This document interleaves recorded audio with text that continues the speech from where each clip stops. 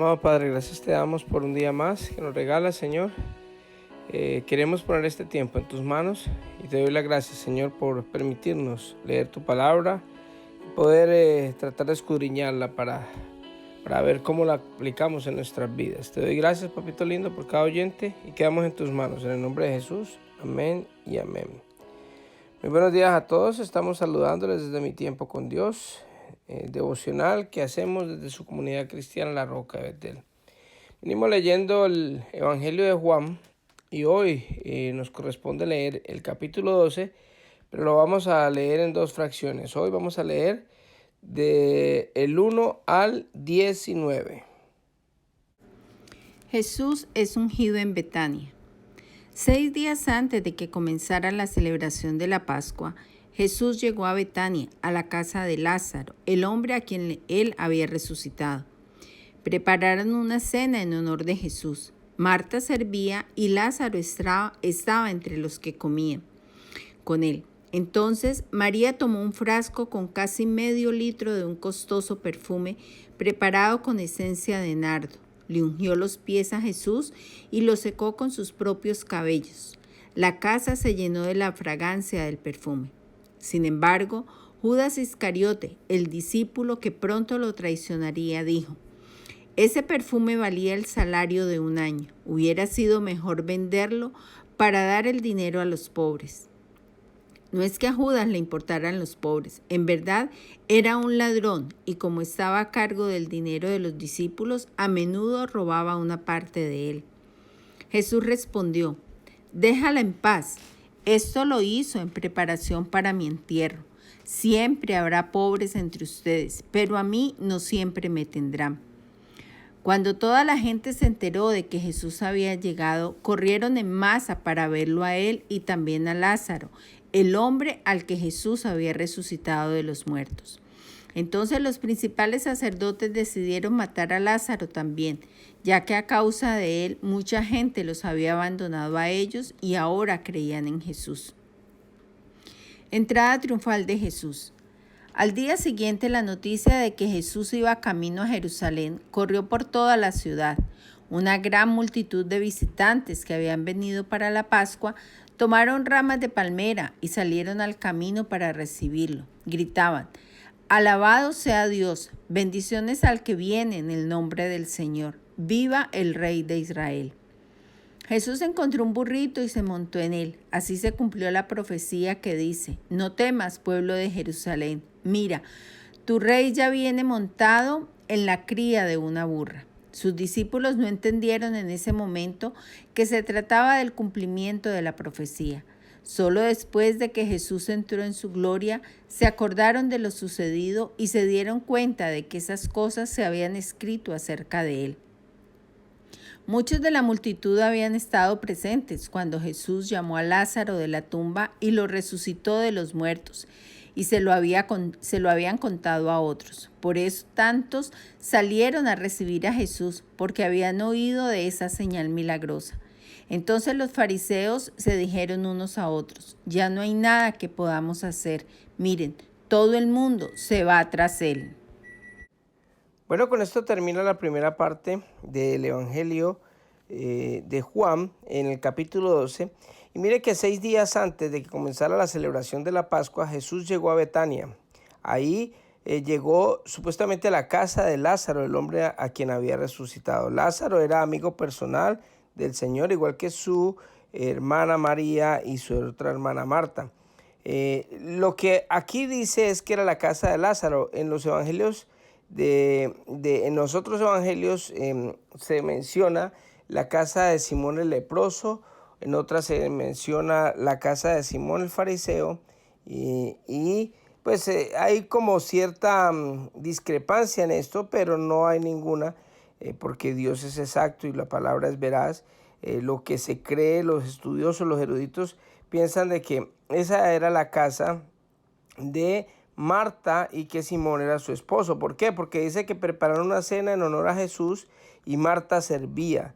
¿Quién sirve en la casa? ¿Quién es la persona que debe atender en una casa? Y si no es el mismo dueño, la misma dueña de la casa.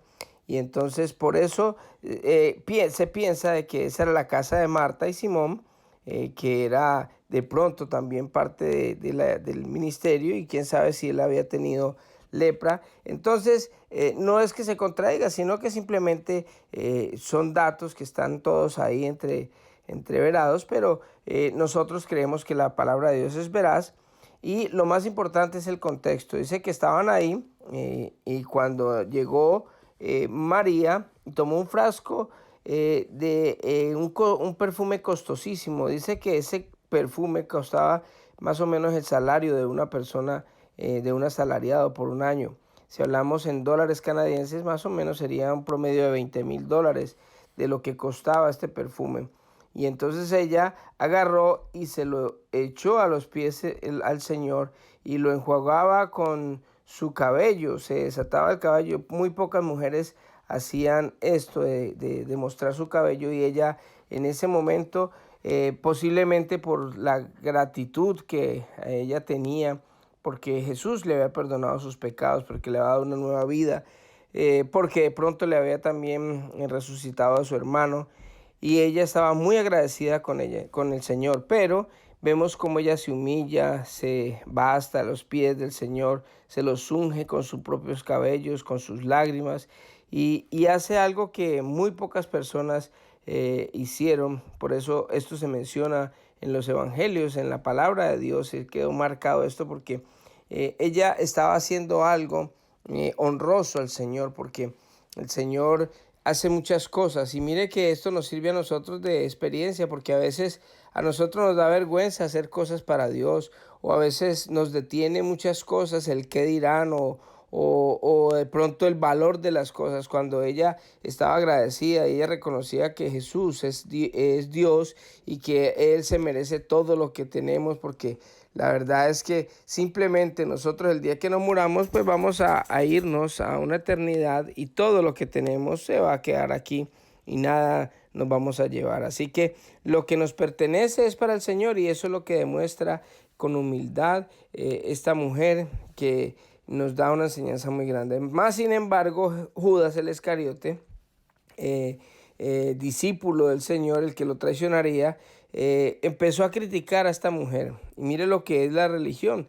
Cuando uno hace cosas viables, cosas buenas para el Señor, el religioso lo que hace es juzgar a las personas que están haciendo el bien y que están haciendo las cosas para Dios. Y mire que dice ese perfume que vale lo que el salario de un año, se podría haber vendido, y en ese momento dice para dárselo a los pobres. Una persona que nunca le daba seguramente a los pobres, pero ahora sí estaba interesado por los pobres, porque simplemente estaba con envidia de lo que estaban haciendo. Y mire que esto demuestra otra cosa, que muchas veces hay gente que se empieza a dejar dañar el corazón por Satanás, y lo que hace es empezar a juzgar a todo el mundo, a creerse mejor que el pastor, a creerse mejor que los líderes, a creerse mejor que las personas. Y cuando hacen algo viable los pastores o los líderes, entonces empiezan a decir, no, es que son muy religiosos, porque simplemente se ha dejado dañar el corazón, y empieza a cogerle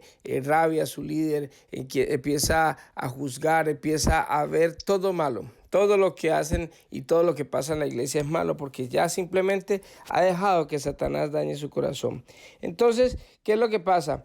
Él no le importaban los pobres, porque él era una persona que se robaba inclusive el dinero de la tesorería, porque él era el tesorero, porque el Señor, a pesar de que sabía que él era ladrón y que él tenía su corazón dañado, el Señor lo puso como tesorero, yo creo que para darle oportunidad, para que él pudiera reivindicarse y poder hacer una obra diferente, y poder haber reaccionado y arrepentirse, y haber de verdad aceptado al Señor. Ayer en la prédica hablábamos de que hay muchas personas que de pronto no se han arrepentido, no han recibido al Señor de corazón, y son las personas que ahora están llenas de temor en medio de esta pandemia, en medio del encierro. Se han alejado de Dios porque simplemente su confianza no estaba en el Señor, y de pronto no han tenido ese nuevo nacimiento que necesitamos todos para que nosotros podamos tener una confianza plena en Dios.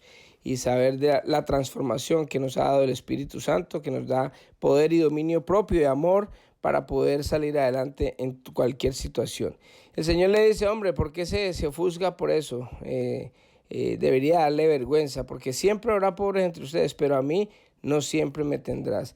Y mire que esto, lo que dice el Señor es que básicamente ya era ungiéndolo porque ya se acercaba a su muerte y ya estaba haciendo como preparando a un moribundo prácticamente, porque el Señor ya sabía lo que iba a pasar en pocos días cuando a él lo iban a entregar y lo iban a crucificar en la cruz.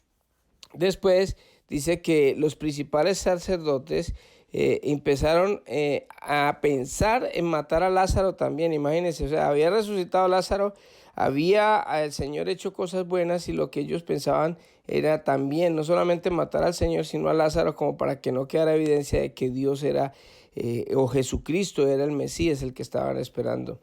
¿Por qué? Porque dice que a causa de él, de Lázaro, de la muerte, de la resurrección que el Señor hizo con él, mucha de la gente creía en el Señor y los había abandonado a ellos, y ellos ahora crecía mucho más el número de seguidores de Jesús. Básicamente era un temor por la que la membresía se les había bajado, porque la gente se estaba yendo para otra iglesia como ellos lo pensaban, y entonces se les estaba acabando el negocito.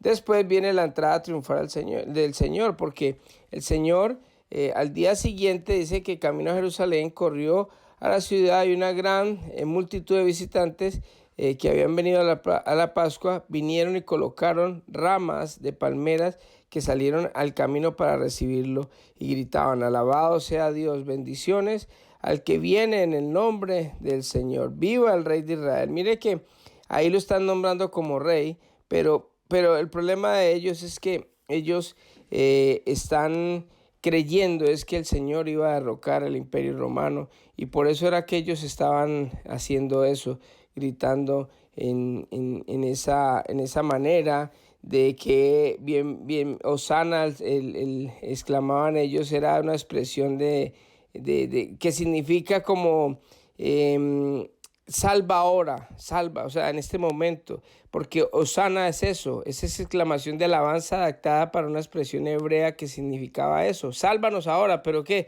De la opresión de los romanos, que era básicamente el problema que ellos más tenían, y era el coronavirus, digámoslo así, en esta época que les acontecía a ellos. La gente estaba ahora, como hay coronavirus, la gente está ahora aterrada con el coronavirus y quiere que el Señor nos salve del coronavirus. Cuando estaba la situación económica difícil, oh, sana Señor, sálvanos, pero de la parte económica. El que tiene problemas con el matrimonio, oh, sana Señor, para que nos ayude en el matrimonio. O el que está enfermo, oh, sana Señor, para que me quite la enfermedad. Y el Señor fue a darle la libertad a los cautivos y a quitar esa enemistad que había entre Dios y los hombres. Era mucho más grande que simplemente derrocar al Imperio Romano. Y ellos empezaron a hacer eso, empezaron a colocar eso. Y eso significaba como darle la bienvenida. Cuando hubo la purificación del templo, en la fiesta de las enramadas, ellos empezaron a hacer eso como tradición, colocar en los pisos palmas como para la entrada del Señor otra vez al templo, y eso es lo que estaban haciendo con el Señor, que eso era lo que significaba. Pero Jesús entró en un burrito, y nunca un rey iba a una guerra en burro. Los burros no se utilizaban para eso, los burros se utilizaban para otros casos más humildes, para las personas de pronto pobres que iban a hacer algún trabajo, pero un rey nunca llegaba en un burrito. Y eso es la expresión que el Señor dice, que Él entró como siervo y no como rey. Después dice, no temas, pueblo de Jerusalén, mira, el rey ya viene montado en una cría de burro. Esa es lo que la profecía que se estaba cumpliendo en ese momento de Zacarías 9:9, donde el Señor estaba profetizado que el Mesías iba a entrar a Jerusalén en un burrito. Entonces los fariseos se dijeron entre unos a otros que ya no había nada que hacer, porque miren, todo el mundo va detrás de la envidia, los celos, que no los dejaba a ellos. Por eso fue que ellos decidieron acabar con el Señor. Así que ellos pensaban que crucificándolo y matándolo iban a salir de él, pero pues estaba escrito también de que el Señor tenía que morir por nuestros pecados para salvarnos a nosotros, y se hacía la gran obra que hoy disfrutamos de la salvación gracias a nuestro Señor Jesucristo. Así que vamos a orar en esta hermosa mañana. Amantísimo Padre, Dios Todopoderoso, gracias te damos, Dios, por esta palabra tan hermosa, Señor, que tú nos has regalado hoy, Señor. Gracias, papito lindo, por haber permitido, Señor, que en tu evangelio quedara plasmado esta obra que hizo María, Señor. Una mujer común y corriente, Padre Santo, que entregó su vida por ti, Señor, que dio lo más costoso que tenía en sus manos y lo puso a tus pies, Señor. Así queremos nosotros hoy, Señor, hacer como ella, ser humildes, que no nos dé vergüenza proclamar tu evangelio ni hacer cosas para ti, Señor. Que podamos hacer con claridad las cosas que tú nos enviaste, Señor. Te pido, Padre, que bendigas a cada oyente y que nos guardes el resto del día, Señor. Quedamos en tus manos, en el nombre de Jesús. Amén y amén. Que Dios le bendiga a todos y que tengan un hermoso día.